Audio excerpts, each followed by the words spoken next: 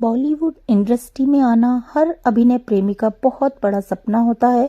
कुछ अपने ख्वाबों को पूरी तरह से मुकम्मल करने के लिए यहाँ आते हैं, तो वहीं कुछ लोग चार पैसे कमाने के लिए भी फिल्मों को बतौर करियर चुनते हैं। आज के इस वीडियो में हम आपको ऐसे ही शख्स से रूबरू कराने जा रहे हैं जिन्होंने मुंबई जैसे शहर में जिंदा रहने के लिए अभिनय का दामन पकड़ा था, लेकिन किस्मत उन्हें कामयाबी की असीम ऊंचाइयों तक ले गई। हम बात कर रहे हैं हिंदी सिनेमा के दिग्गज एक्टर और कॉमेडियन जगदीप की, जो 3 रुपए के लालच में फिल्मों में आए थे। कहते हैं कि दुनिया का सबसे मुश्किल काम होता है किसी को हंसाना, फिर चाहे वो स्क्रीन पर हो या असल जिंदगी में। लेकिन सैयद इश्तियाक अहमद जाफरी वह शख्सियत थे जिन्होंने दोनों ही मोर्चों पर सिद्धि हासिल की। अब आप सोच रहे होंगे कि ये सैयद इश्तियाक अहमद कौन है, तो जगदीप का रियल नेम था सैयद इश्तियाक अहमद जाफरी, जो कि बाद में जगदीप के नाम से जाने जाने लगे। बॉलीवुड के मशहूर कॉमेडियन जगदीप ने 81 साल की उम्र में मुंबई स्थित अपने घर में अंतिम सांस ली थी। उनके परिवार में मशहूर हस्तियां नावेद और जावेद जाफरी सहित 6 बच्चे हैं। साथ ही हिंदी फिल्मों में उनका लगभग 6 दशकों से यादगार कैरियर रहा है।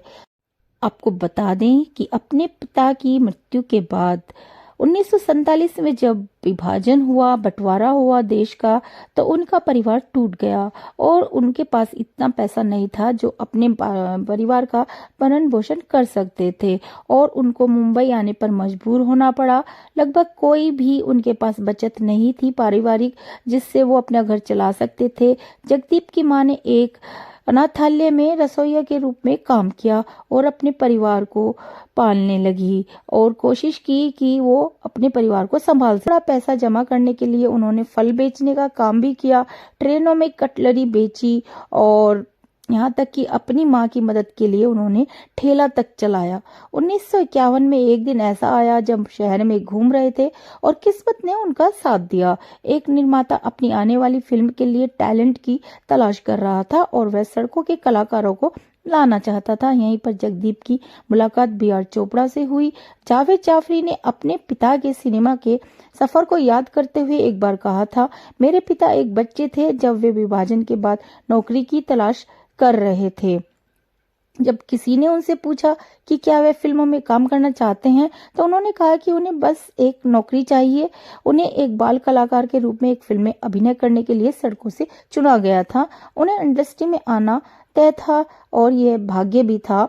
B.R. चोपड़ा की फिल्म अफसाना में मात्र 3 रुपए में थिएटर में ताली बजाने वाले बच्चे की भूमिका निभाने के लिए चुने गए थे जगदीप, और जगदीप खुशी खुशी यह प्रस्ताव स्वीकार भी कर लिए थे। उन्हें अपनी पहली भूमिका मिल गई थी और उन्हें अपने पहले ही प्रयास में अपनी सफलता नजर आ रही थी, क्योंकि उन्होंने स्वेच्छा से एक संवाद बोला जिससे मुख्य कलाकार नहीं बोल पा रहे थे। जगदीप ने एक बार एक इंटरव्यू में कहा था, एक ड्रामा सीन था जिसमें बच्चे नाटक कर रहे थे। जब सीन शुरू हुआ तो मुख्य भूमिका निभाने वाला लड़का उर्दू संवाद नहीं बोल पा रहा था। यह संवाद उर्दू में था, इसलिए मैंने इस सीन में अभिनय करने के लिए खुद को तैयार किया और उसे आसानी से बोल दिया। चोपड़ा साहब ने मुझे 3 रुपए के बजाय प्रतिदिन 6 रुपए दिए। यहीं से जगदीप को फिल्म इंडस्ट्री का स्वाद चखने का मौका मिला। B.R. चोपड़ा के बाद जगदीप ने उस समय के महान फिल्म निर्माताओं के साथ छोटी भूमिकाएं निभानी शुरू कर दी, जिनमें A.K. अब्बास, मुन्ना, गुरुदत्त, आर पार और बिमल रॉय की फिल्म 2 बीघा जमीन शामिल थी। मुन्ना जैसी फिल्मों में बच्चों की भूमिका को इतनी प्रशंसा मिली उनको कि वे तत्कालीन प्रधानमंत्री जवाहरलाल नेहरू तक भी पहुंची, जो उनकी कला के मुरीद हो गए। कहा तो यह भी जाता है कि प्रधानमंत्री नेहरू ने जगदीप को व्यक्तिगत रूप से एक छड़ी भी भेंट की थी।